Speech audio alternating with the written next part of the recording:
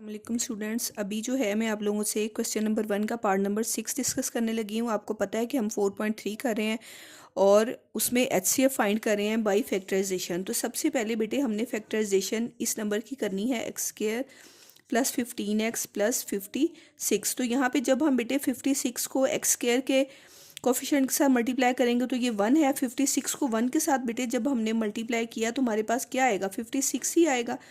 56 जो है वो 1 के टेबल पे भी आता है हमारे पास, ये 2 के टेबल पे भी आता है। 2 2 ज़ार 4, 2 8 ज़ार 16। फिर हम 3 के टेबल पे चेक करेंगे तो 3 1 ज़ार 3, 2 कैरी चले गए। 26 जो है वो 3 के टेबल पे नहीं जाता। फिर 4 के टेबल पे चेक करते हैं तो 4 1 ज़ार 4, 1 कैरी चला गया और 4 4 ज़ार 16 हो गए।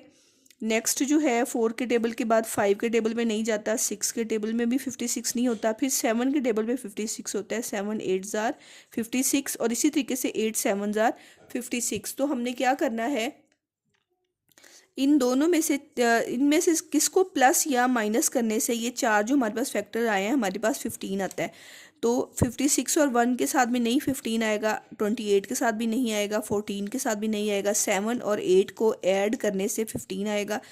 यहाँ पे बेटे ये 56 के साथ प्लस का साइन है तो ऑटोमेटिकली यहाँ पे प्लस आएगा। जब यहाँ पे प्लस आता है तो दोनों के साथ सेम साइन लगाते हैं और वही लगाते हैं जो सेंट्रल एक्सप्रेशन के पास होते हैं।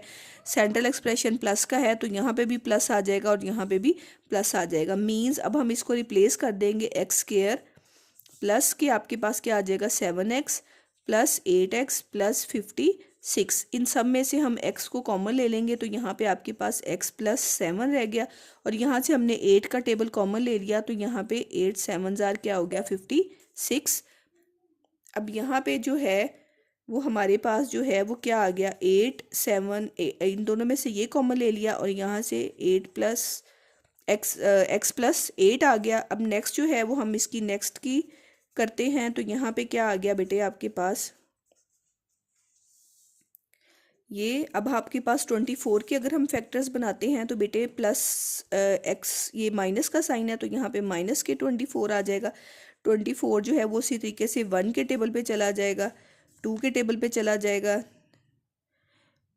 3 के टेबल पे चला जाएगा और 4 के टेबल पे चला जाएगा। 4 के टेबल के बाद फिर ये 6 के टेबल पे जाएगा। तो अब इनमें से किस चार फैक्टर्स में से किस को प्लस या माइनस करने से हमारे पास 5 आएगा। इसको से भी नहीं आएगा, इससे भी नहीं आएगा, इससे आएगा कि अब हम क्या कर दें 8 में से 3 को माइनस कर देंगे तो आपके पास 5 आ जाएगा।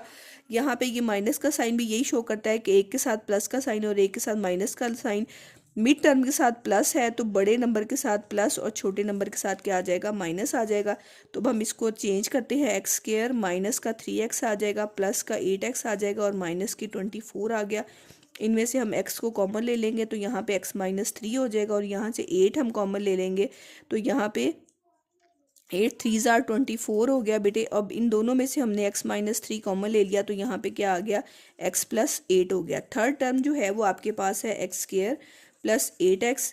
अब ये दो नंबर हैं, दो नंबर्स की factorisation a square minus b square से हो सकती है, लेकिन अगर उनमें माइनस हो तो माइनस नहीं है तो फिर हम जस्ट इनमें से कॉमन लेंगे। इनमें से कॉमन ले लिया, x कॉमन आ रहा है तो यहाँ पे x रह गया और यहाँ पे सिर्फ क्या रह गया 8 रह गया। अब बेटे इसमें इसमें और इसमें ये तीन आपके पास जो है ये और ये, इन तीन में देखें कौन सा आपके पास जो है वो कॉमन फैक्टर आ रहा है। इसके पास भी x प्लस 8 है, इसके पास भी x प्लस 8 है और इसके पास भी x प्लस 8 है। तो इन तीनों में से जो कॉमन फैक्टर आया है वो क्या आया है x प्लस 8 आया है और यही जो है वो आपका क्या है HCF है। थैंक यू बेटे, ये आपके पास जो है क्वेश्चन नंबर 1 के मैंने सारे पार्ट जो हैं वो कंप्लीट करवा दिए हैं।